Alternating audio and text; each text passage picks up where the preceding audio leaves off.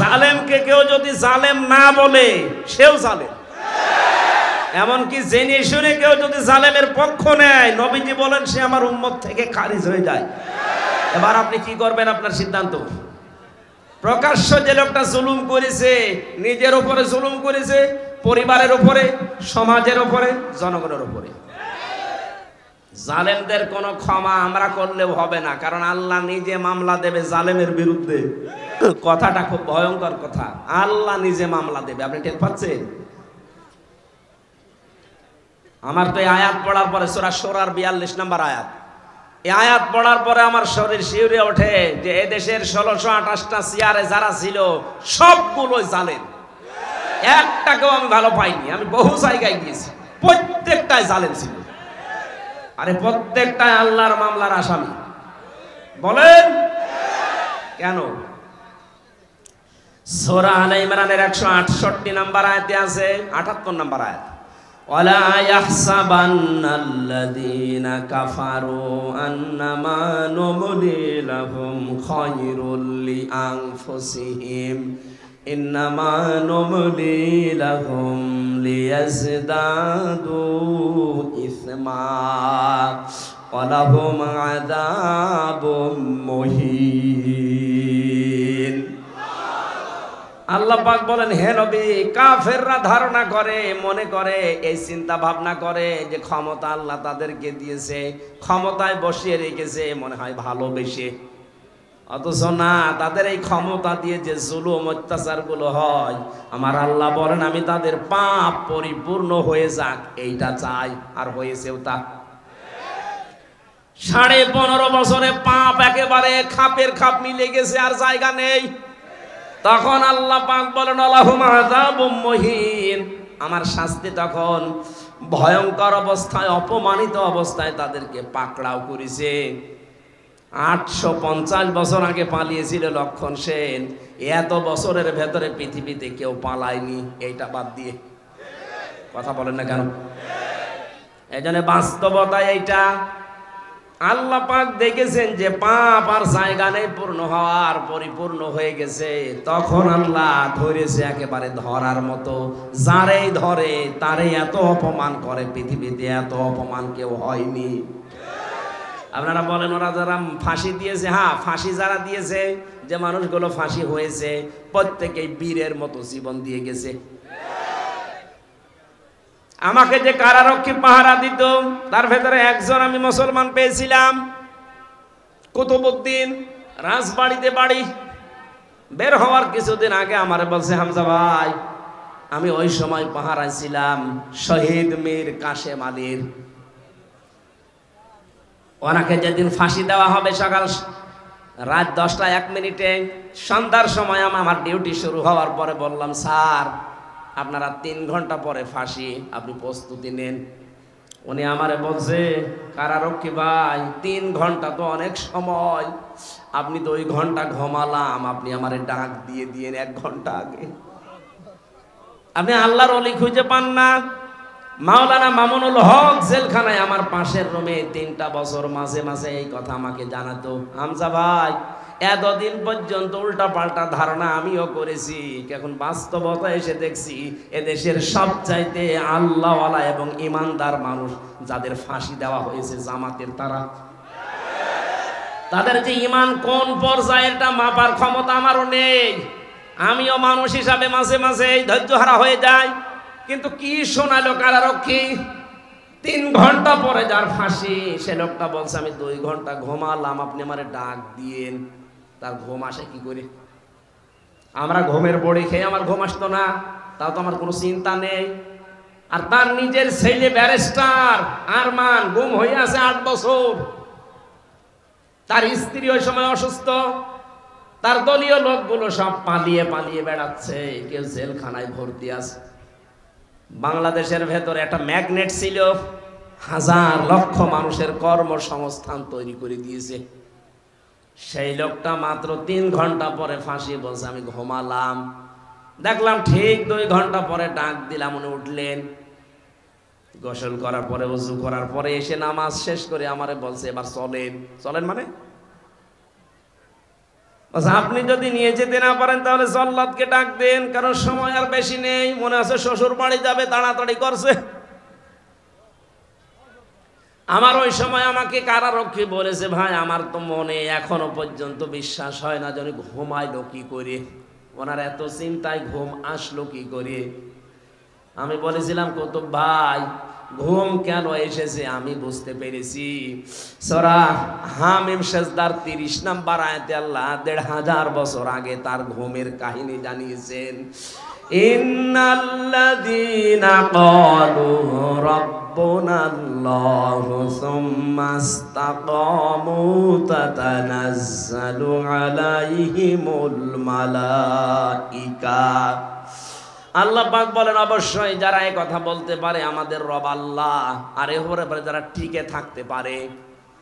এ বাংলাদেশের 100 জনের 96 জন যেহেতু আমরা মুসলমান, আমরা এক বাক্যে চামড়ার মুখ দিয়ে বলে ফেলতে পারি আমাদের রব আল্লাহ, কিন্তু টিকে থাকার মতো মানুষ মাত্র 100 জনের 15 জন ছিল। এক কথা বলছেন, 96 জন মানুষ আমরা বলি যে হ্যাঁ আমাদের রব আল্লাহ, কিন্তু ঝড় আসলে টিকে থাকার মতো মানুষ মাত্র 100 জনের 15 জন। বাকিগুলো সব ওই আমার তালই হয় এই লাইনে আছি। ঝড় দেখলেই বাতি আগেই নিভে যায়। কোথায় সেই সৈয়দপুরে ঝড় উঠেছে, এই জল ঢাকায় বাতি নিভে গেছে। কিন্তু যারা টিকে থাকতে পারে, সৈয়দপুরে না, এখান থেকে হাফ কিলোমিটার দূরেও যদি বিশাল ঘূর্ণিঝড় শুরু হয়, বাতি জ্বলতেই থাকে। তাদের ভেতরে একজন শহীদ মীর কাশেম আলী। এই লোকটাকে যখন আল্লাহ একজন আছে, তিনি আমাদের রব, এবং টিকে থাকার মতো ঈমান আল্লাহ দেখলেন যে হ্যাঁ টিকে আছে, আল্লাহ পাক বলেন তখন তার বিপদে আমি আল্লাহ ফেরেশতা পাঠাই। এ কথা কার? আরো জোরে বলেন। এটা যে প্রমাণ হয়েছে এই দেশে, সেই কথাটাই শোনালাম। কেন ওই লোকটা ওই সময় এ কথা বললো যে আমি 2 ঘন্টা ঘুমাই, আপনি কি স্বাভাবিক মনে করছেন? বলতে আমার যত সহজ লাগছে, বিষয়টা এত সহজ না, কারণ আমি নিজে তো পরীক্ষিত। ঘুমের পাওয়ার আলা বড়ি খাওয়ার পরে আমার ঘুম আসতো না, আর তার বিনা চিন্তায়, কোনো চিন্তাই নেই। আমার তো মনে হচ্ছিল যে আল্লাহ যেন নিজে ফেরেশতা পাঠিয়ে তার কানের কাছে এই কথা শোনাচ্ছে, আল্লাহ তাখাফু ওয়ালা তাহজানু, কোনো ভয় নেই, কোনো চিন্তা নেই। আয়াতের তাফসীর পড়তে গিয়ে আমি 2টা বিষয় পেয়েছি। ফেরেশতারা আসার পরে কানের কাছে মুখ নিয়ে জানাতে থাকে, মীর কাশেম আলী ভয় পাবেন না। কিসের জন্য ভয় করেন আপনি? ওই যে জান্নাত দেখা যাচ্ছে, ওয়াবশিরু বিল জান্নাহ। 2 নম্বরে ভয় নেই, চিন্তাও নেই। কিসের চিন্তা? হয়তো আপনার ছেলে ব্যারিস্টার গুম হয়ে আছে, এই চিন্তা হতে পারে। আপনার দ্বারা লক্ষ লক্ষ মানুষের কর্মসংস্থান তৈরি হয়েছে, তাদের কি হবে এই চিন্তা হতে পারে। কারণ বাতিলরা সবগুলো 2 নাম্বারই করে নিয়েছে। এই যে ইসলামী ব্যাংক, এক কথা বলছে না, যতগুলো প্রতিষ্ঠান তিনি বানিয়েছিলেন ইবনে সিনা সহ, অধিকাংশগুলোই বিভিন্ন কায়দা কৌশলে বাতিলরা সব নিজের মন মতো নিয়েছে। এখন আল্লাহ পাক আবার সময় দিয়েছে, এগুলো সব আস্তে আস্তে এরা ফেরত পাচ্ছে। ইসলামী ব্যাংক এখন আবার দাঁড়িয়ে যাবে, কারণ যত টাকা আপনি আত্মসাৎ করেছেন সব এখন ফেরত নেওয়া হচ্ছে। চিন্তা করবেন না, এই মানুষগুলো নিয়ে আপনার দলীয় লোকজন সব পালিয়ে বেড়াচ্ছে, কেউ জেলখানায় ভর্তি আছে, আপনার স্ত্রী অসুস্থ, কোনো চিন্তা নেই। সবগুলো আমার আল্লাহ নিজের হাতে তুলে নিয়েছে। এই কারণেই তিনি মনে হয় বলছিলেন, ভাই তাড়াতাড়ি করে আমার নিয়ে চলেন, আমি জান্নাত দেখতে পাচ্ছি। আল্লাহর ওলি আমরা খোঁজার জন্য কত জায়গায় টাকা পয়সা খরচ করি, এই মানুষগুলোর অ্যাক্টিভিটিস আমি নিজে দেখতে পেয়েছি, এই কারণে শোনালাম। আল্লাতি কুনতুম তুআদুন, যার ওয়াদা আল্লাহ নিজে করেছেন, নাহানু আউলিয়াউকুম ফিল হায়াতিদ দুনিয়া ওয়া ফিল আখিরাহ। ফেরেশতারা যেন এসে বলে, আমরা আপনাদের বন্ধু ছিলাম দুনিয়ায়, বন্ধুই যদি না হবে, মাত্র 1000-এর উপরে জীবন দিয়ে গেল কিছুদিন আগে। আমার তো মনে হচ্ছে শুধু শহীদ আবু সাইদ না, রায়হান, মুগ্ধ, ইয়ামিন না, এদের সাথে আল্লাহ আবাবিল পাঠিয়েছিলেন। কয়েক ঘন্টার ব্যবধানে যে এত পরিবর্তন হয়ে যাবে। কুষ্টিয়াতে আমার সামনে 5 তারিখে 14 জন মারা গেছে একটার আগে। 1:30টার সময় যখন উনি পালাচ্ছে শুনলাম, কে যেন আমাকে জানিয়েছে। পরবর্তীতে শুনলাম যে ওর পরে আরো 2 জন মারা গেছে, 16 জন। ওই পর্যন্ত যারা গুলি চালিয়েছিলেন তাদের কোনো ক্ষমা নেই। তার ভেতরে একজন ছিল আমার বাড়ির নিচে। ওরে যদি জনগণ পায় কুষ্টিয়াতে পিটিয়ে মেরে ফেলবে। আপনি তো নিজেও জানতেন যে উনি পালিয়েছে 1:30টার সময়। 4টা পর্যন্ত গুলি চালালেন কার হুকুমে বলেন? বাড়িতে এসে দেখলাম যে তালা মারা, উনি নেই, আজও নেই, কালও নেই। কোথায় গেছে ও জানে, ওর আল্লাহ জানে। আমি যে কথা বলার জন্য ছোট্ট কাহিনীটা বললাম, সত্যি কোন মানুষ যদি আল্লাহকে রব বলার পরে টিকে থাকতে পারে, মহান আল্লাহ তাকে যে সাহায্য করে জমিনে, এটা আমরা নিজে দেখেছি। এই জন্য আমাদের ঈমান যা ছিল আল্লাহ আরো বাড়িয়ে দিয়েছেন, বলেন আমিন। এটা যেন টিকে থাকে। আমরা মুনাফিকি করতে চাই না। এই দেশ এখন ইসলামপন্থীদের হাতে সবচাইতে বড় নিরাপদ, এটা প্রমাণ হয়ে গেছে। ইসলাম যাদের কাছে নেই তাদের কাছে দেশ নিরাপদ না। তারা সুযোগ পেলে মারিং কাটিং করবে, বেঁচেও দিতে পারে। কিন্তু যাদের কাছে ইসলাম আছে তারা এ দেশ জীবন দিয়ে হলেও রক্ষা করবে। তার প্রমাণ আবু সাইদ। এই কথা বলেন না কেন? সুতরাং আমরা চাই 58 জন যখন হয়ে গেছে, আর কিছুদিন সময় দেন। এ দেশের 100 জনের 100 জন চাইবে যে দেশে ইসলাম ছাড়া আর কিছু চলতে দেবো না ইনশাআল্লাহ। যারা দায়িত্বে আছে এরা যেহেতু অধিকাংশ গুলোই মুসলমান, আল্লাহ এই মানুষগুলোকে যেন ওমরের মতো পাল্টিয়ে দেন। জোরে বলেন না কেন আমিন। পৃথিবীতে ভালো কাজ বলে আমরা যারা অনেক দরবার থেকে, অনেক জায়গা থেকে, অনেক দল থেকে ভালো কাজের এই শব্দটা নিয়ে চিল্লাপাল্লা হয়।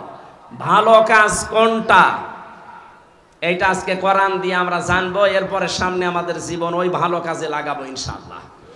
সূরা মুলকের 2টা আয়াত পড়েছি। প্রথম আয়াত আল্লাহর একত্ববাদ, আল্লাহর পরিচয়, বড়ত্ব, মহত্ব, গুরুত্ব, এই সমস্ত বিষয় নিয়ে আলোচনা আছে, আমি ওইটাই গেলাম না। দ্বিতীয় আয়াতে আছে আল্লাহ রাব্বুল আলামিন বলেন, আল্লাযী খালাকাল মাউতা ওয়াল হায়াতা লিয়াবলুয়াকুম আইয়ুকুম আহসানু আমালা ওয়া হুয়াল আজিজুল গফুর। বলেন আমিন। রাব্বুল আলামিন বলেন সূরা মুলকের 2 নম্বর আয়াতে, তিনি সে আল্লাহ যিনি তোমাদের মউত আর হায়াত বানিয়েছেন একটা পরীক্ষা করার জন্য, যে সবচাইতে বেশি ভালো কাজ করে তার কাছে যেতে পারে। আমরা যেহেতু সবাই যাওয়া লাগবে, এটা আপনি যেতে চান আর না চান যাওয়াই লাগবে, এটাই ফাইনাল। কথা বলেন। যাওয়ার আগে আল্লাহ দেখতে চাই আইয়ুকুম আহসানু আমালা, সবচাইতে ভালো কাজকে তার কাছে নিয়ে যেতে পারে। আল্লাহ কিন্তু আমাদের কাছে বেশি কাজ চান না, তিনি ভালো কাজ চান। তাফসীর পড়তে গিয়ে আয়াতের তাফসীরে হক্কানিতে পেয়েছি, কোন মানুষ যদি কোন কাজকে ভালো কাজ হিসাবে রূপ দিতে চায়, 4টা বিষয় লাগবে। আপনি আমি ভালো কাজ মনে করে করলে ওটা ভালো হবে না। ওটার শর্ত কয়টা? 4টা। বলেন বলেন। 1 নম্বরে ভালো কাজ করতে হলে ওই বিষয়ে জ্ঞান লাগবে, যেটা আরবিতে এলেম বলে। যে কোনো কাজ করার আগে ওই বিষয়ের জ্ঞান অর্জন করা লাগবে আগে। 2 নম্বরে আপনার নিয়ত হওয়া লাগবে পরিশুদ্ধ। দুনিয়ার মানুষকে দেখে ভালো বলবে, কে খারাপ বলবে না। এই কাজটা আমি করছি আমার মালিকের জন্য। জোরে বলেন আল্লাহু আকবার। 3 নম্বরে কাজ করতে গেলে যদি বাধা বিপত্তি আসে, ধৈর্য ধারণ করা লাগবে। 4 নম্বরে এই কাজের ভেতরে ইখলাস লাগবে। বলেন কি লাগবে? এই 4টা বিষয় আমি বাস্তবে অনেকের ভেতরে পাচ্ছি, এজন্য তাদের কাজগুলো আমার কাছে ভালো মনে হয়। আজ দেখেন এই দেশে কত মানুষ কত কাজ করার পরে ভালো কাজ বলে চালিয়ে দিচ্ছে। কিন্তু কাজটা সম্পর্কে সঠিকভাবে তথ্য জানা না থাকার কারণে কাজটা হওয়ার আগেই ভেঙে পড়ছে। কুষ্টিয়ায় মেডিকেল কলেজ বানিয়েছে। আমি যখন জেলখানায় ছিলাম পত্রিকায় দেখলাম নাকি ছাদ ভেঙে পড়ে একজন অসুস্থ আহত অবস্থা। দেখেন কাজটার জন্য কত কোটি টাকা বাজেট হয়েছিল, কিন্তু ভালো কাজ হয়নি। রডের বদলে হয়তো বাঁশ দিয়েছিল। কথা বলে না কেন? আল্লাহ আপনার কাছে বেশি কাজ চান না, আল্লাহ চান ভালো কাজ। বলেন তো কি কাজ? ভালো কাজের প্রথম শর্ত ওই বিষয়ে জ্ঞান লাগবে। বাংলাদেশ জামাত ইসলামী আর ইসলামী ছাত্র শিবির, ইসলামী ছাত্রী সংস্থা, আমি যা দেখেছি বাস্তবে এইটাই যাচ্ছে। যাকে যেই লাইনে ওঠাতে চায় ওই লাইনের অভিজ্ঞ করে তুলে দিচ্ছে। আপনি বিচারপতির লাইনে, অ্যাডভোকেটের লাইনে, আইনজীবীদের লাইনে, ডাক্তারের লাইনে, ব্যবসায়ীর লাইনে, যে লাইন বলেন আপনি তাকান। জামাত ইসলামী শিবিরের লোক যে লাইনে আছে দেখবেন ওই বিষয়ে খুব অভিজ্ঞ। আমি তো তাই পেয়েছি। অ্যাডভোকেটদের ভেতরে এখন সারা দেশে একজনের নাম শোনা যায় বেশি, অ্যাডভোকেট শিশির মুনির। শিবিরের কেন্দ্রীয় সেক্রেটারি ছিল। সুবহানাল্লাহ বলতে পারেন নাই? অন্য কত বড় বড় দলের রাজনৈতিক দলের কেন্দ্রীয় সেক্রেটারি সভাপতি তো আমরা দেখতে পাচ্ছি, তাদের এখন সব থৈলের বিড়াল বের হচ্ছে। শরীয়তপুরের একজন নাম নিলাম না, সে ছিল বাংলাদেশ ছাত্রলীগের সভাপতি। তার যে কত টাকা এই 15 বছরের ভেতরে হয়েছে সে জানে আর আল্লাহ জানে। কোন এই মানুষগুলো দায়িত্ব পায়নি কোনোদিন। এদেরকে আপনি একটু দিয়ে দেখেন তো, যার 10,000 টাকা নিয়ে দায়িত্ব দিয়েছেন 20 বছর পালন করার পরে 11,000 হবে না, 10,000 চাইতে আরো কমবে। কারণ এই কাজের অভিজ্ঞতা তাদের সবচাইতে বেশি। চিকিৎসা বিভাগের দিকে তাকান, আমি তাকিয়ে দেখেছি ফরিদপুরের ডাক্তার শাহিন জাদ্দার, খুলনার ডাক্তার মতিয়ার রহমান, চট্টগ্রামের ডাক্তার আশিকুর রহমান, যতগুলো ডক্টর আমরা পাচ্ছি সব এই বিষয়ের এক একজন সর্বোচ্চ অভিজ্ঞতা সম্পন্ন। ডাক্তার মতিয়ার রহমানের নাম বললাম, সারা পৃথিবীর ভেতরে 8 জনের নাম পেয়েছি আমরা, যে মানুষগুলো অপারেশন করা ছাড়া কম্পিউটারের মাধ্যমে পিত্তথলির পাথর বের করার অভিজ্ঞতা সবচাইতে বেশি। শুধু বাংলাদেশ না, সারা পৃথিবীর ভেতরে, তার ভেতর উনি একজন। এই মানুষগুলো সব এখান থেকে তৈরি হওয়া। এজন্য ভালো কাজ যদি আমরা করতে চাই আগে ওই বিষয়ের অভিজ্ঞতা থাকা লাগবে, আমাদের এলেম থাকা লাগবে, জ্ঞান থাকা লাগবে। 2 নম্বরে কি বললাম? এলেম থাকলেই হবে না, ওই বিষয়ে নিয়ত ঠিক করা লাগবে। বাস্তবে আমি যতটুকু ওয়াজ করছি আমি দেখতে পাচ্ছি এদের নিয়ত 100-তে 100 ভাগ সহি। 3 নম্বরে ধৈর্য ধারণ করা, এটাও আমি পেয়েছি। টিকে থাকতে গিয়ে 15.5 বছরে কত ধৈর্যের পরীক্ষা যে দেওয়া লেগেছে ওই জায়গাগুলোতে, আপনি হয়তো বাস্তবে টের পাননি, আমি নিজে টের পেয়েছি। বৈষম্য বিরোধী ছাত্র আন্দোলন এমনি শুরু হয়নি। 15.5 বছরে ফার্স্ট ক্লাস ফার্স্ট হওয়ার পরেও 80 রোল নাম্বার সে জায়গায় চলে যায় টাকা দিয়ে, আর 1 রোল নাম্বার সে চলে যায় একেবারে পেছনের লাইনে। এই কারণে আন্দোলন আরম্ভ হয়েছিল। সুতরাং ধৈর্যের পরীক্ষায় তারা উত্তীর্ণ হয়ে গেছে। 4 নম্বরে যেটা ইখলাস, এটা আমার ছাড়া তো আপনি বেশি বুঝবেন না, আমি তো নিজে পরীক্ষা করে দেখছি ইখলাস কার ভেতরে বেশি। এমন একটা দলের নাম বলছি যে দলে লক্ষ লক্ষ মানুষ এই দেশে এখন, কিন্তু একটা বেনামাজি নেই। সুবহানাল্লাহ বলতে পারেন না? একটা দুর্নীতি করেছে এমন প্রমাণ নেই, অথচ তারাও রাষ্ট্রের বড় বড় দায়িত্ব পালন করেছে। চরিত্রহীন নেই, জেনাখোর নেই, এমনকি বিড়ি খায় এমন মানুষ এই দলে নেই। এর চাইতে আস্থার জায়গা যদি কোনো জায়গায় পান আপনি আমারে নিয়ে চলেন, আমি সেখানে যাব। কিন্তু এর চাইতে আস্থার জায়গা যদি না থাকে, আহ্বান জানাচ্ছি ফিরে আসেন। বলবেন যে আমরা তো দাওয়াত দেয়নি, দাওয়াত দিয়ে গেলাম। এরপরও যদি আপনি দাওয়াত না মেনে উল্টা দিকে যান, এটা আপনার কপালে আগুন লাগবে, আমার আর কিছু করার নেই। আল্লাহ আমাদের মউত আর হায়াত বানিয়ে পাঠিয়েছিলেন ভালো কাজ করার জন্য। 2 নম্বর ব্যাখ্যায় আসছি, এ পৃথিবীতে সবচাইতে ভালো কাজ আল্লাহ পাক যাকে জানিয়েছেন তিনি আমাদের রাসূল। কথা বলেন না কেন? আর রাসূলের কাছ থেকে ভালো কাজটা যারা শিখেছে তারা হচ্ছে সাহাবায়ে কেরাম। বলেন, সাহাবায়ে কেরামের দিকে তাকান। তারা সবচাইতে ভালো কাজ বুঝতো এই জমিনে আল্লাহর বিধান কায়েম করা। এই জন্য মাঝ মুআব্বিজের মতো মাত্র 12 বছর 13 বছরের বালক ভালো কাজ এটা জানার পরে নিজের গুড়মুড়িকে উঁচু করে জিহাদের ময়দানে যাবার জন্য চেষ্টা চালিয়েছে। যেহেতু এটা এখন ভালো কাজ পৃথিবীতে, আমরা চাই আল্লাহর এই জমিনে 56,000 বর্গ মাইলে আল্লাহর বিধান কি করে কায়েম করা যায় সেই চেষ্টা করা, এটা ভালো কাজ। এটা কি কাজ? এর জন্য যদি সময় দেওয়া লাগে, এর জন্য যদি টাকা পয়সা খরচ করা লাগে, এই ভালো কাজ করতে রাজি আছেন না নেই? আজ 53 বছর বাবা চালিয়েছে, স্বামী চালিয়েছে, চাচা চালিয়েছে, বোন চালিয়েছে, ম্যাডাম চালিয়েছে। শুধু এখন দেখতে বাকি আছে আল্লাহর এই কোরআন দিয়ে দেশ চললে কেমন দেখা যায়। আমার বড় আশা এটা দিয়ে বাংলাদেশ চলছে, এটা যেন আমি দেখে মরতে পারি। কারা কারা এটা চান দেখি? লিল্লাহে তাকবীর। আমি এর আগে এপ্রিল মাসের 29 তারিখে এসে এই পুলিশ ভাইদের ভয়ে পালিয়েছিলাম। এসে এই ভোটটা খেত দিয়ে কি অবস্থা ছিল বলেন তো? ওই সময় যেই লোকটা এই কাজের সাথে জড়িত ছিল সে কি তানভীর নাকি জানো, সে লোকটা এখন জেলখানায় আছে। তার নাকি এই বাম কান ছাত্ররা নষ্ট করে দিয়েছে।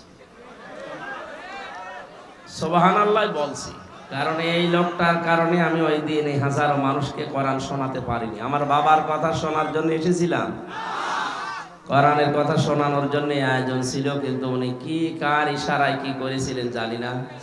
যাদের ইশারায় করুক আমরা সব টের পেয়েছি। যাদের ইশারায় করেছিল সেই লোক এখন লাল দালানি আছে। নাম রেখেছিল তো ভালো, আসাদুজ্জামান নূর। এর নামটা পুরো পাল্টিয়ে দেওয়া দরকার। না, শুধু ওসি সাহেবের দোষ ওই দিন ছিল না, আমি পরে খোঁজ নিয়েছি। ওনাকে দিয়ে এটা করাতে বাধ্য করেছিল যে লোক, আমি তো নাম নিলামই তার। কোন মানুষ যখন পাপ করতে করতে একেবারে সর্বশেষ চূড়ায় পৌঁছিয়ে যায় তাকে আল্লাহর হেদায়েত দেয় না। কথা বোঝেন? সারাটা জীবন জেনা ব্যভিচারে কাটিয়েছে। এই যে সিনেমা করা, নভেল নাটক করা, এ কি ভালো কাজ? সব সময় জেনার ভেতরে থাকা লাগে। পরনারীর দিকে আপনি সব সময় তাকিয়ে আছেন, তার হাত ধরছেন, আরো বাকিটা নাই নাই বললাম।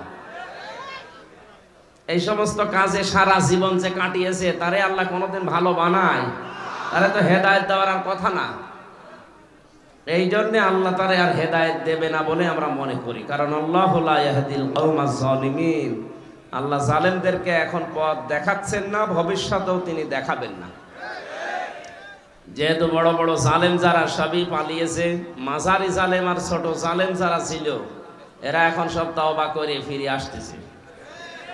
আজকেও দেখলাম এক জেলাতে প্রায় 250-র উপরে তাওবা করে কালেমা পড়ে মুসলমান হচ্ছে। মনে হচ্ছে যে ওরা এতদিন অন্য ধর্মে ছিল।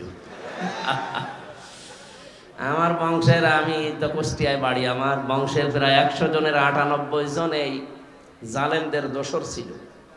আমি যে 3টা বছর জেলে ছিলাম, কোনোদিন তারা জিজ্ঞাসাও করে নাই আমার বাবারে যে ছেলেটা জেলে আছে না কোথায় আছে। ওরা না কারো টিপ্পনি কাটতো যে ঠিকই হয়েছে। অথচ 5 তারিখে আগস্টের বিকাল 5টা বাজার পরেই দেখি সব কল দিচ্ছে, ভাতিজা কোথায়? কুষ্টিয়া। আমরা সব মুসলমান হব। মুসলমান হব মানে আমরা সব এখন জামাতে ইসলামই করি। হ্যাঁ, আপনি এই 4.5 ঘন্টার ভেতরে পাল্টিয়ে গেছেন। যেভাবে অন্তত শুরু হয়ে গেছে সারা দেশে। গত পরশু দিনের জরিপ পেয়েছি, আল জাজিরার একটা জরিপ এসেছে বাংলাদেশ সম্পর্কে। এদেশে এখনো 100 জনের 14 জন মানুষ, এই যে 850 বছর আগে পালিয়েছিল লক্ষণ সেন, তার বোন পালিয়েছে 850 বছর পর। এই মহিলাকে এখনো পর্যন্ত 100 জনের 14 জন নাকি সাপোর্ট করছে এই দেশে। কারা আছে আমরা জানি। দালালি যা করেছেন বন্ধ করবেন আশা করছি। জনগণের সামনে পড়লে কিন্তু আর মাথা থাকবে না কল্লার উপর। দ্বিতীয় রিপোর্ট এসেছে 100 জনের 28 জন এই মানুষগুলো এখন খাওয়ার জন্য চেষ্টায় আছে, এটা বন্ধ করা দরকার। বৈষম্য বিরোধী ছাত্র আন্দোলনে যারা জীবন দিয়েছে ভাই বোনেরা, এরা আপনাকে খাওয়ার জন্য দেয়নি। 152 জন সমন্বয়ক ছিলেন কেন্দ্রে যারা সারা দেশে, তার 108 জন বাংলাদেশ ইসলামী ছাত্র শিবিরের পরীক্ষিত নেতা কর্মী। সুতরাং স্বাধীনতা ছাড়া এনে দিলেও তারা যেভাবে চালাবে এদের সেইভাবে চলবে। 15.5 বছরে কিছুই করতে পারেননি। সুতরাং খাওয়া দাওয়ার চিন্তা ভাবনা যাদের আছে থেমে যাবেন। বারবার উনি উপর থেকে কিন্তু ভিডিও বার্তা পাঠাচ্ছে যে বন্ধ করেন, বন্ধ করেন, বন্ধ করেন। আর কথা বলবে সে? সুতরাং তার নাম নিয়ে, তার দলের নাম নিয়ে এখন যারা খাওয়ার ধান্দায় নেমেছেন, আপনি যদি না থামেন, আজকে কুষ্টিয়াতে 2 গ্রুপের মারামারি হয়ে কয়েকজন হাসপাতালে বেডে কাতরাচ্ছে। এই করার জন্য দেশটা স্বাধীন করে দিয়ে গেল। কি শুরু করেছেন আপনি? আপনি অত্যাচারিত হয়েছিলেন, জুলুমের শিকার হয়েছেন, আমরা জানি। আপনার চাইতে কি আর অত্যাচারিত মানুষ দেশে নেই? সবচাইতে বেশি অত্যাচার যারা সহ্য করেছে এই 15.5 বছর, কই তারা তো কারো দোকানপাট লুট করে না, কারো বাড়িতে আঘাত করে না, তারা মন্দির পাহারা দিচ্ছে। সারা দেশে আন্দাজে উল্টা পাল্টা ছড়িয়ে সারা 15 বছরে এদের নামে যা ফতোয়াবাজি করেছে পুরাটা আল্লাহ উল্টিয়ে দিয়েছে।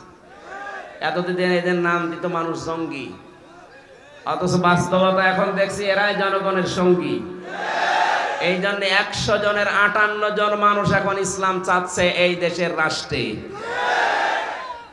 রাষ্ট্রীয় ব্যবস্থায় যদি ইসলাম যায় সবার কপাল খুলে যাবে, কোন জায়গায় জুলুমের শিকার হওয়া লাগবে না ইনশাআল্লাহ।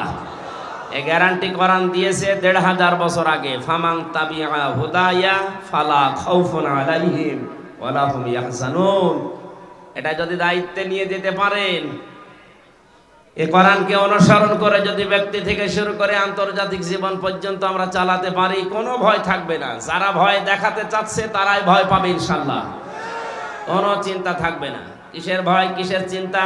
মানুষ যে বিষয়গুলোতে ভয় পায়, এই ভয়গুলো আল্লাহ নিজের পক্ষ থেকে দূর করে দেবে।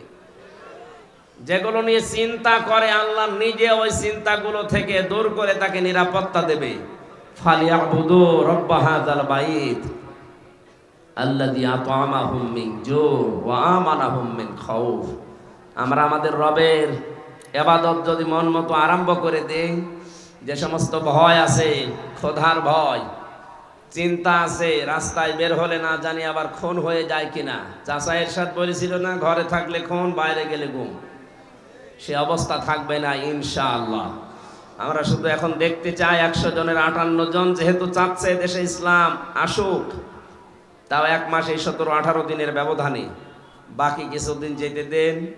এদেশের 100 জনের 100 জন মানুষ চাইবে যে ইসলাম ছাড়া অন্য কিছু চলবে না ইনশাআল্লাহ। বাস্তবতা যারা আছে এখন দায়িত্বে, তাদের একটু সময় দেন, যৌক্তিক এবং সম্মানজনক সময় তাদেরকে দেন, তারা যেন একটু গুছিয়ে নিতে পারে। আজকে ডক্টর ইউনূসের বক্তব্য দেখেছেন আপনারা, উনি বলছে আমি কথা বলি কম, কাজ করি বেশি, আমার একটু সময় দেন, আমি গুছিয়ে নেই। সংস্কার আরম্ভ করেছি, আমি শেষ করে ছাড়বো ইনশাআল্লাহ। আমরাও এর সাথে সুর মিলাই। 1628টা চেয়ার ছিল এই দেশে, তার ভেতরে আপনাদের এই ওসি তানভীরও ছিল। এই 1628টা চেয়ারে যারা ছিল তাদের প্রত্যেককেই যেন সংস্কার করা হয়, ওখান থেকে সব নামিয়ে দেন। নতুন যারা এই 15.5 বছরে বৈষম্যের শিকার ছিল তাদেরকে এই জায়গায় এনে রিপ্লেস করে। এক কথা বলেন না কেন? এটা যতদিন না হবে, যেগুলো ছিল সবগুলো জালেমদের দোষ। শুধু নীলফামারী না, সারা দেশের অবস্থা একই। 100 জনের 65 জন প্রায় এই 1 মাস 17-18 দিনে পরিবর্তন হয়ে গেছে অলরেডি। সে যেভাবেই হোক, বাকি আর 35 জনের মতো আছে। এগুলো আমরা চাই খুব তাড়াতাড়ি উনি আমেরিকা থেকে ঘুরে আসলে যেন এগুলো পোড়াটা পাল্টিয়ে দেয়। তার জন্য যেই কয়দিন সময় লাগে, যেই কয় মাস সময় লাগে, আমরা দিতে রাজি আছি। আর সমন্বয়ক যারা 152 জন, তারা এটাই চাচ্ছে। এক কথা বলেন না কেন? আর আপনি আমি থালা হাতে নেওয়ার জন্য তাড়াতাড়ি করছেন, মানে কি করবেন থালা নিয়ে? সংস্কার না করে আবার যদি নির্বাচন দেওয়া হয়, ও দিনের ভোট আবার রাতে হবে। এক লোক বিয়ে করে বাসর রাতে রেখে গেছে বউ, দাদি শাশুড়ি এসে বলছে, ওই নাতির বউ, আমি কিন্তু তোমার কাছে পুতি চাই। ঠিক আছে দাদি শাশুড়ি, আমি আপনার সময় চাই, একটু সময় দেন আমারে। উনি বের হওয়ার পরে শাশুড়ি এসে বলছে, কি গো বৌমা, কি করবা জানি না, আমার কিন্তু নাতি চাই। বউ বলছে, শাশুড়ি দোয়া করেন, আর একটু সময় দিন আমারে। ননদ আর দেবর এসে বলছে, ভাবি কি করবা জানি না, আমাদের ভাতিজা চাই। কি চাই? স্বামী এসে বলছে, ওই কি করো, আমার বেবি চাই। বউ মাথা তুলে বলছে, তোমরা কি সব পাগলের বংশ? আমি কেবল এসে বসলাম, এখনো কিছু হয়নি, এরপরে 10 মাস 10 দিন সময় তো দিবা।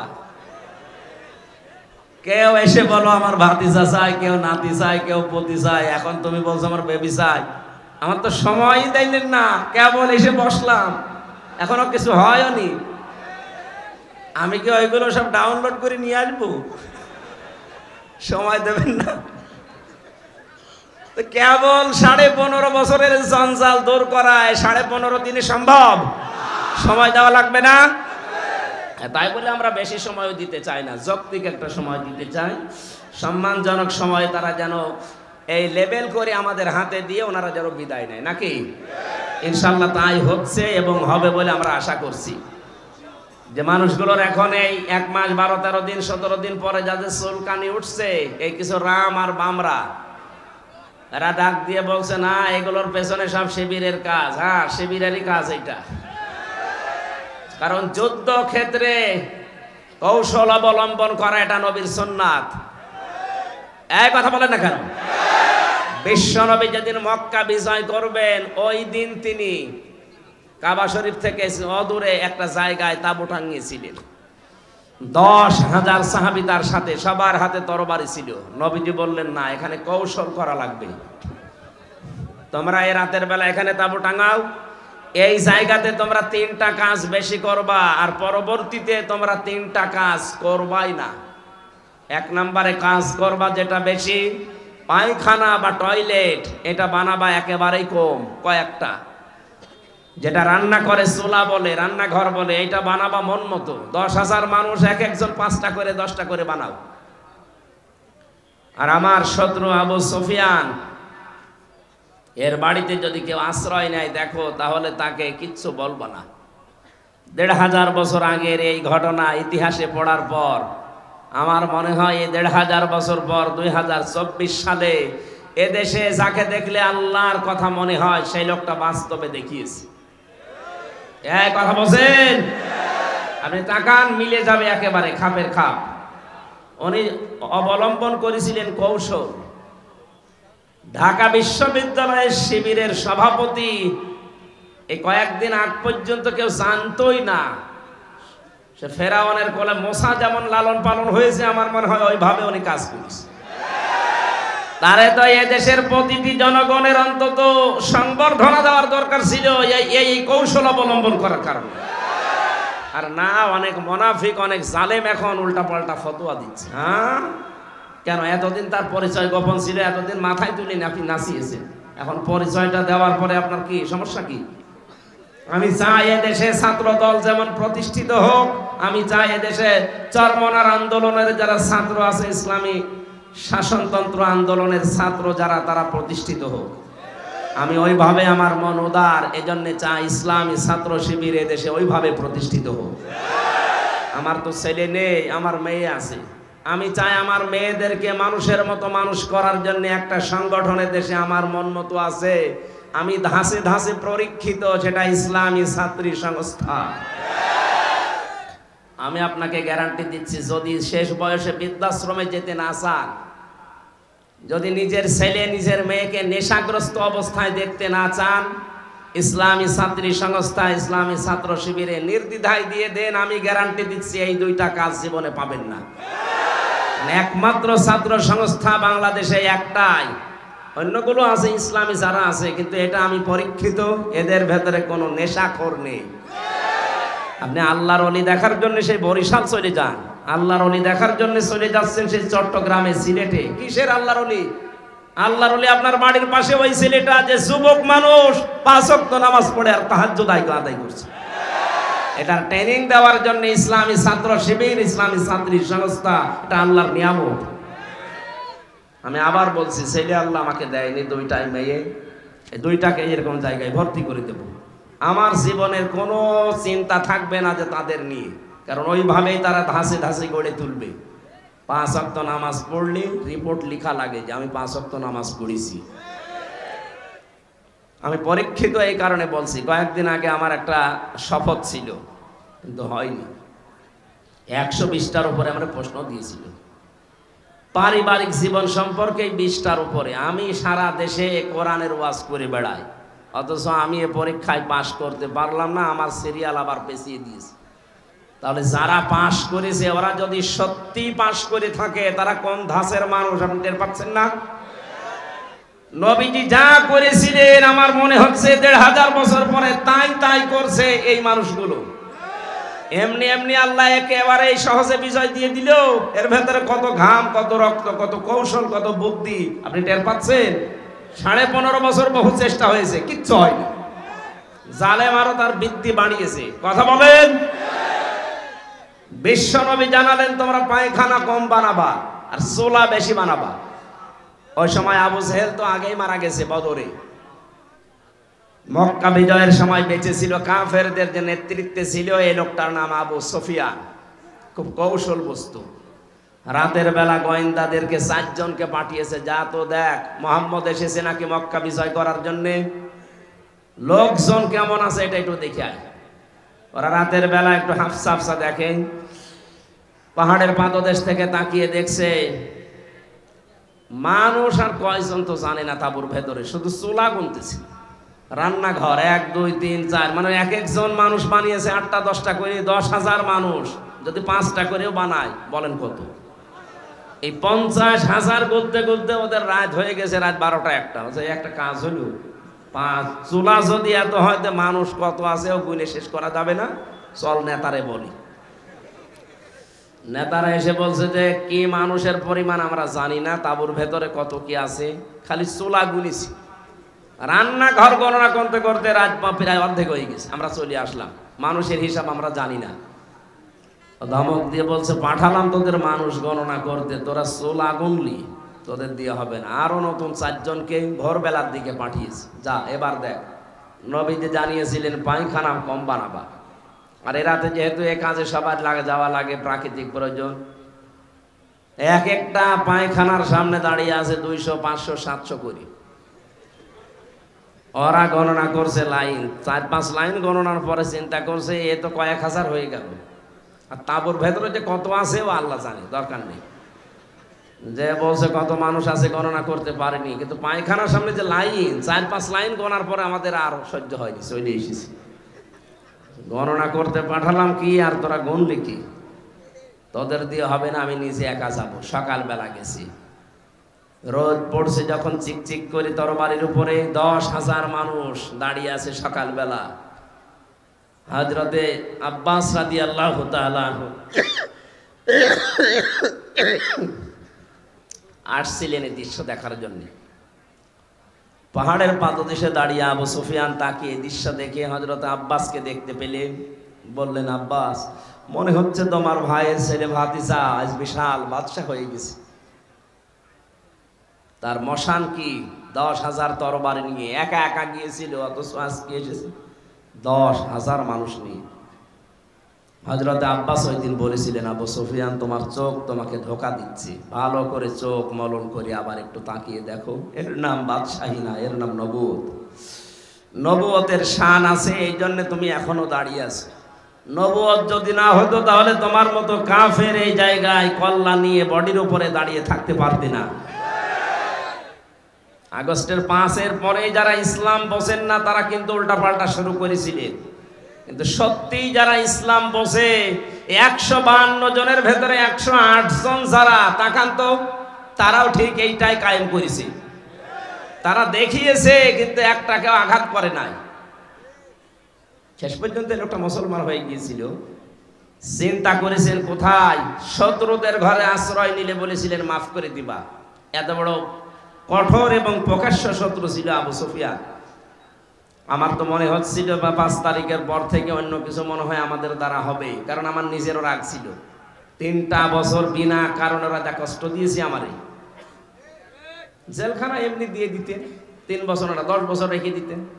তা আমার যে মামলায় তো মানে বাড়িতেও রাখা যায় না, জান্নাতে রাখা দরকার। আর আমার ওরা ফাঁসির কন্ডেম সেলের ভেতরে 24 ঘন্টা তালা লাগিয়ে আবার সিসি ক্যামেরা দিয়ে রাখতো, যেন আমার সাথে কেউ যেন কথা না বলে।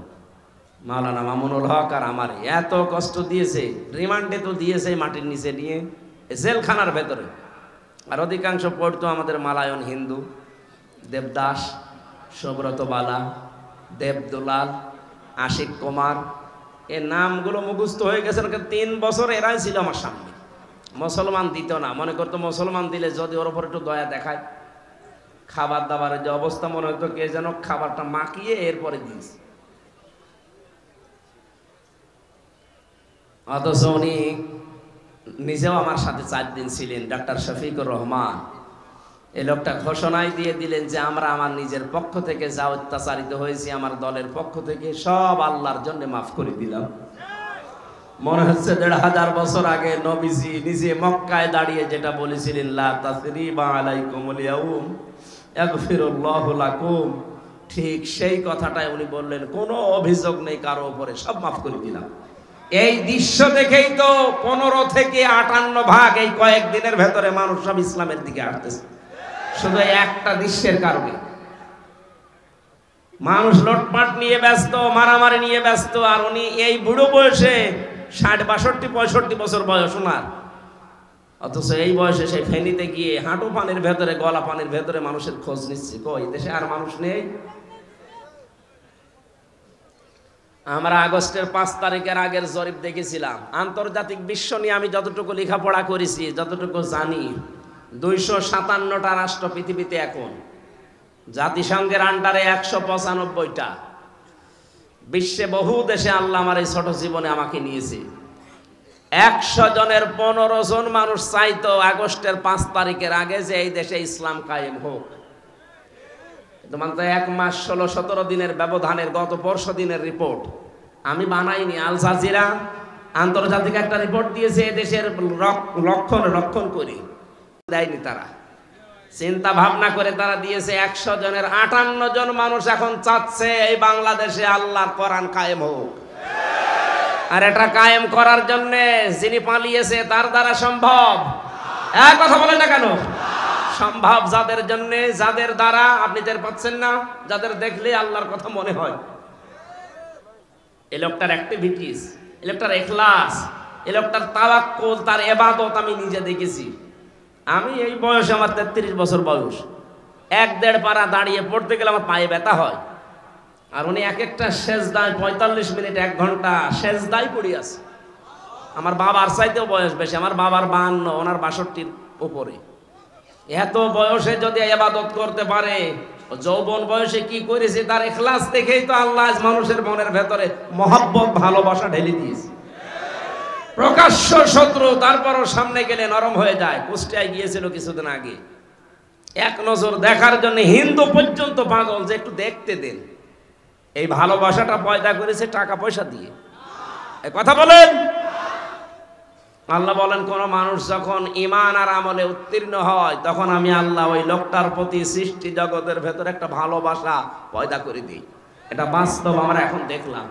সুতরাং চুলকানি যাদের উঠতেছে, শিবিরের নাম শুনেছে, সমন্বয়ক 152-র ভেতরে 108 জনের শিবির। আরে শয়তান, তোর ছেলে মেয়ে কোথায় ছিল? বল, তোর ছেলে মেয়ে কোথায় ছিল এতদিন? যারা জীবন দিয়েছে এই সাইদ আবু সাইদ রংপুরে শিবিরের সাথী ছিল। এক কথা বলে না কেন? পুলিশের গাড়ি থেকে যাকে আহত অবস্থায় উপর থেকে টান দিয়ে ফেলে দিয়েছিল আমিন, শিবিরের সদস্য ছিল। টের পাচ্ছেন কথা থেকে কি হয়েছে? তাহলে আন্দাজে লাফাচ্ছেন। এখন আপনি কি করেছেন 15.5 বছর? কিচ্ছু অবদান আপনার নেই। সুতরাং এই নাস্তিক যেই কয়টা রাম আর বামরা যখন লাফাচ্ছে, আমার মনে হয় এদেরকেও এই ফরিদউদ্দিন মাসুদ, রুহুল আমিনের মতো অবাঞ্ছিত ঘোষণা করা দরকার দেশের জন্য। এগুলো ক্যান্সারে দেশের। এই জালেমের এত বড় বেশি ক্ষমতা ছিল না, খালি আলেম নামে কিছু জালেম তাকে পরামর্শ দিত, তার ভেতরে এই ফরিদুদ্দিন মাসিদ একজন। এই লোকটা যদি কোরআনের পাখির ফাঁসি চাইতে পারে, আমরাও উল্টা করে তার ফাঁসি এখন চাই। কথা বলেন, আমরা অবিলম্বে তার বিচার চাই। শাহবাগের মতো জায়গায় যে নাস্তিকদের পক্ষ নিতে পারে কোন আলেম, এদেশের সব ঘরানার আলেম এখন তাকে মন থেকে ঘৃণা করে। আমরা কাউকে ভালোবাসলে আল্লাহর জন্য বাসি, কাউকে ঘৃণা করলে আল্লাহর জন্য করি। নাস্তিকদের কাজ যেটা, সেটা যে বলছে জীবনের সবচাইতে বড় সওয়াবের কাজ করলাম আজকে। কত বড় শয়তান! ওর নামে অনেক পীর এখন সাফাই গাছে যে আমাদের তালুই হয়। কিসের তালুই আপনার? কোরআনে কারীম জানিয়েছে যারা আল্লাহ রাসূল এবং জিহাদের বিরুদ্ধে অবস্থান নেয়, তারা যদি নিজের বাবা মা হয়, স্ত্রী হয়, সন্তান হয়, তাও তাদের বাদ দেওয়া লাগবে। সূরা তাওবার আয়াত, সূরা তাওবার 23 নম্বর আয়াতের তাফসীর পড়ে দেখেন, এখানে 8-9 জনের ব্যাখ্যা আছে। যে পীর নামে আপনি এত বড় পীর, বুজুর্গ মানুষ, এই কথা বললেন কি করে যে আমার তালুই হয়? কিসের তালুই? বাবার সাথে সম্পর্ক রাখা জায়েজ নেই যারা জিহাদের বিরুদ্ধে অবস্থান নেয়। আর এই লোকটা জিহাদের বিরুদ্ধে অবস্থান নিয়ে 100 তথাকথিত মুফতির সাক্ষ্য নিয়ে জানিয়েছে হাসিনাকে দিয়েছে যে এই দেখেন আমরা আলেমরা বলছি যা জিহাদ চলছে দেশে এটা জায়েজ নেই। এমনকি আবু সাইদ সহ যারা শহীদ হয়েছে হাজারের উপরে, অনেক আলেম নামে জালেম এখনো পর্যন্ত তাদের শহীদ বলতে রাজি না। যারা এই স্বাধীনতাকে স্বীকার করছেন না, তারা এই স্বাধীন দেশে থাকার যোগ্য না। বলেন, আপনি বেরিয়ে যেতে পারেন। 71 সালে যাদের ভূমিকা উল্টা ছিল, তাদেরকে যদি দেশ থেকে বের করার জন্য ঘোষণা আসতে পারে, 24 সালের এই স্বাধীনতায় যারা এখনো পর্যন্ত মেনে নিতে পারছেন না, 100 জনের 14 জন এখনো আছে। আমরা চাই আপনারা চলে যান, যান, যেখানে যাবেন যান, যেখানে চলে গেছে আপনারাও যান, দরকার নেই আপনাদের। আমাদের দেশ আমরা সাজিয়ে নিতে পারবো ইনশাআল্লাহ। শুধু বাইরের টাকাগুলো আনতে দিন। ডক্টর মোহাম্মদ ইউনূস ঘোষণা দিয়েছে যে টাকাগুলো ছিল 3 ভাগ, 4 ভাগের 3 ভাগ প্রায় আসার প্রক্রিয়া আরম্ভ হয়ে গেছে, বাকি 1 ভাগও আসবে। যারা এগুলো করেছিলেন 1 টাকাও যেন ছাড় দেওয়া না হয়, সব টাকা আমরা ফেরত আনতে চাই। আজকে আসার সময় প্রশাসনের ভাইদের দেখলে মানুষ ধাক্কা দিচ্ছে, গালি দিচ্ছে, দোষ ওনাদের কিসের? ওপরে যেই কয়েকজন কোলাঙ্গার ছিল, এই কোলাঙ্গারদের কারণে আজ পুরা প্রশাসনের উপরে মানুষের ক্ষোভ। হ্যাঁ, ওনারা হুকুম পালন করেছে যারা, তারা দোষী। যে মানুষগুলো হুকুম দিয়েছে, দোষ তো তার আছেই। হুকুম পালন করতে গিয়ে শেষ পর্যন্ত আর যখন দেওয়ালে পিঠ থেকে গেছে, তখন যারা এগুলো করেছে তাদেরকে আল্লাহ মাফ করে দেবে। কিন্তু যে মানুষগুলো আরো আনন্দে করেছে, এই তানভীর ওসির মতো, কান তো একটা ছাত্ররা ফাটিয়ে ফেলেছে, শুনলাম যে থানায় পিটাতে পিটাতে তারা পায়খানা করে ফেলেছে, এখন আছে জেলে। কি হবে আল্লাহ জানে। এই জন্য যেই সমস্ত অফিসারগুলোর কারণে এই 15.5 বছর এই জালেম টিকে ছিল, তাদেরকেও যেন এই জাতি ক্ষমা না করে। আমি যাদেরকে পেয়েছি জীবনেও ক্ষমা করব না। আমার মামলার আয়ু এই কাজী মিজান, ট্যাকের হাটে বাড়ি, মাদারীপুরে। আমার কাউন্টার টেরোরিজমের সাথে যারা জড়িত ছিল, মনিরুল ইসলাম, আসাদুজ্জামান, ডিসি আব্দুল মান্নান, শেখ ইমরান, জাহিদ হাসান, আতিকুল ইসলাম, ভইয়া, 1 টাকাও যেন আল্লাহ ছাড় না দেয়। এমনকি আমার পক্ষ থেকে কোনো মাফ নেই এদের। ওরা যেমন জানা শোনার পরও বিনা কারণে আমার 3 বছর আটক করে রেখেছে, আমরাও চাই এগুলো 3 বছর করে জেলে থাক। তাও এ জেলে না, মাটির নিচে। আয়না ঘর এখন আর আছে? হ্যাঁ আছে, ওটা জাদুঘর হিসাবে রাখা হবে। সমন্বয়কদের ভেতরে অন্যতম এখন উপদেষ্টা যিনি আসিফ মাহমুদ ভইয়া ঘোষণা দিয়েছে আয়না ঘর ভাঙা হবে না, ওইভাবে থাকবে। সারা বিশ্ব থেকে মানুষ যারা পর্যটক আসবে, তারা যেন জানে যে এই দেশে একজন জালেম আছিল। ওই যে জালেম, কারো বলতে কোনো দ্বিধা আছে?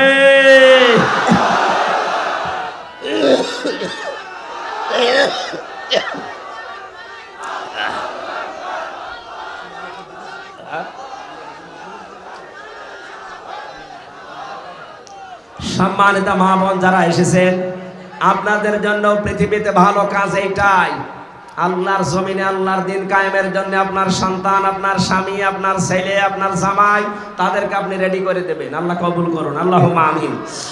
লা ইলাহা ইল্লা আনতা সুবহানাকা ইন্নী কুনতু মিনাজ জালিমিন। রব্বানা আতিনা ফিদ দুনিয়া হাসানা ওয়া ফিল আখিরাতি হাসানা ওয়া কিনা আযাবান নার। বহু কষ্ট স্বীকার করে এই প্রতিকূল পরিবেশের ভেতরে যারা বসে আছে এদেরকে তুমি কবুল করে নাও। মাহফিলের আয়োজন করতে গিয়ে যারা শ্রম দিয়েছে আল্লাহ এদেরকে তুমি মঞ্জুর করো। যে যেইভাবে টাকা পয়সা খরচ করেছে আল্লাহ প্রত্যেকের টাকা উসমানের সাথে কবুল করে নাও। মাহফিলের প্রধান অতিথি আবু সালে ভাইকে মঞ্জুর করো। সভাপতি আব্দুর রউফ চৌধুরীকে মঞ্জুর করো। যত অতিথি এসেছে আল্লাহ তাআলা এই সদর থানার ওসি জনাব আবু সাইদ খান সহ যত পুলিশ সদস্য ভাইরা এসেছে এদের আজকের এই দায়িত্ব পালন করা তুমি ইবাদত হিসাবে মঞ্জুর করে নাও। আমি নিজে সহ যারা অসুস্থ আছি তুমি আমাদেরকে শেফায়ে কামেলা আজেলা নসিব করো। রব্বুল আলামিন আমরা বিশ্বাস করি রোগ দেওয়ার মালিক তুমি, শেফা দেওয়ার মালিকও তুমি। মেহেরবানি করে আমাদের শরীরে যত রোগ দিয়েছো সব দূর করে দাও।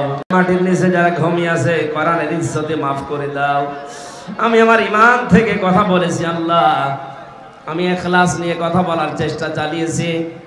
যেই মানুষগুলো এই স্বাধীনতা যুদ্ধের সময় ৭১ সালে ২৪ সালে যারা জীবন দিয়েছে আল্লাহ এই মানুষগুলোকে কবরে তুমি জান্নাত দিয়ে দাও।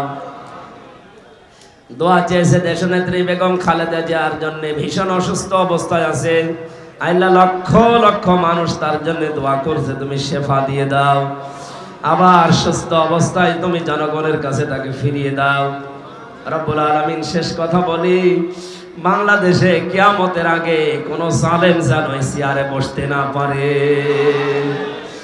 বারাকাল্লাহু লানা ওয়া লাকুম ফিল কোরআনিল আযীম। মরণ আসলেই যেন বলতে পারি লা ইলাহা ইল্লাল্লাহু মুহাম্মাদুর রাসূলুল্লাহ।